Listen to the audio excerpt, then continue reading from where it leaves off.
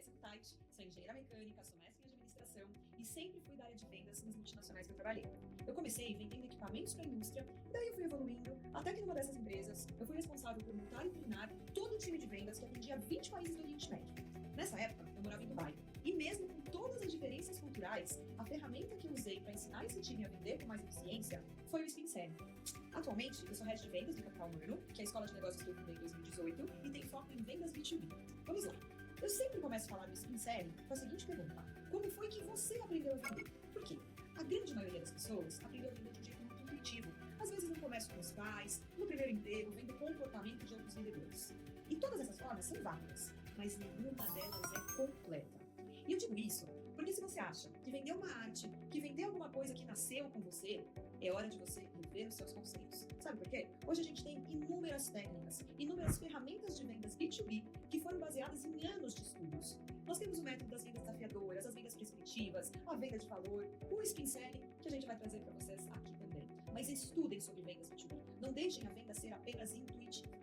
Bom, quando a gente começa a usar técnicas e abordagens treinadas de vendas, a nossa performance evolui, melhora muito.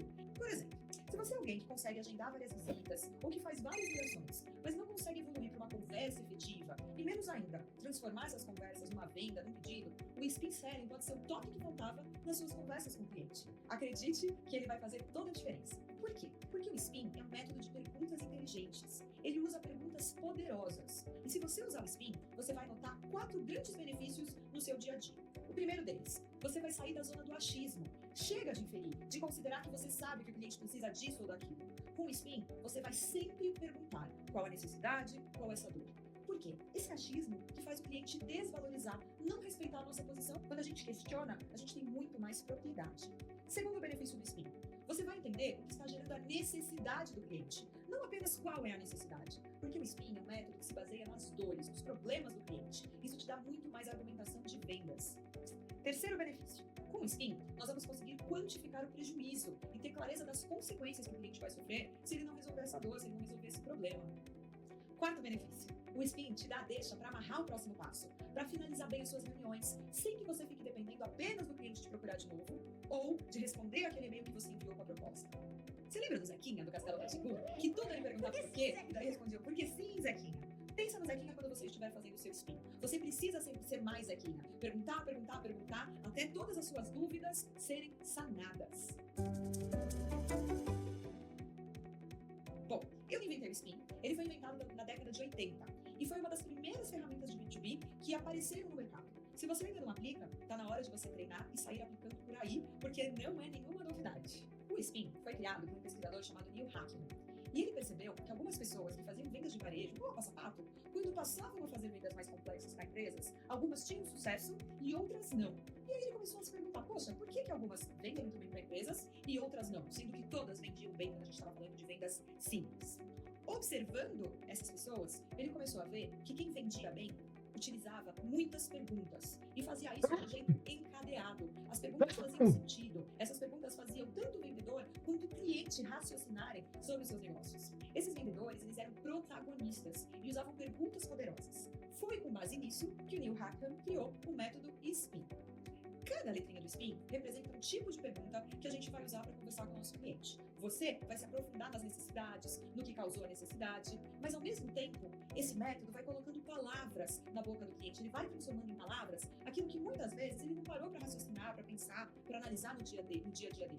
O método é todo baseado nas dores. Mas cuidado, existe uma grande diferença entre dor e necessidade. A gente vai se aprofundar nessa diferença no segundo vídeo, mas já é muito importante que você saiba o seguinte.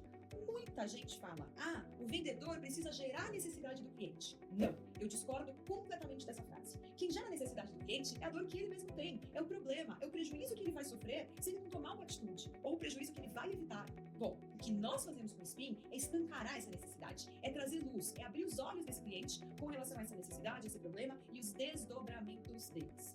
Bom, na década de 80, quando o Neil fez essa pesquisa e começou a analisar o que os vendedores de sucesso tinham que os outros não tinham, não foi apenas uma observação. Ele colocou o método realmente à prova. Ele desenhou o método, deu para alguns vendedores que foram a campo e ficaram testando o método por 6 anos para corrigir todo e qualquer defeito, para tirar aquele famoso efeito sorte. Dito isso, você sabe o que quer dizer cada letrinha do Spin? Explico. O S quer dizer pergunta de situação. É com essa pergunta que a gente entende o cenário do nosso cliente, que a gente percebe onde vão aparecer oportunidades para nós oferecermos a solução da Vivo. A pergunta de P é a pergunta de problema, em que a gente vai perguntar diretamente se o cliente sofre daqueles problemas, se o cliente sofre daquelas dores. A pergunta de I é a pergunta de implicação. Nela, a gente vai entender as consequências e prejuízos que o cliente pode sofrer com relação àquele problema, caso ele não seja resolvido. E aí, por último, vem as perguntas de N, de necessidade de solução. Elas que vão desde cedo nos ajudar a tratar as objeções e dar aquela deixa que eu falei para nós amarrarmos o próximo passo. Bom, eu espero que você aprenda esse método tintim por tintim. E esse aqui é o Tintim, meu filho mais velho, para você lembrar de perguntar tudo para o seu cliente, tintim por tintim. Até a próxima!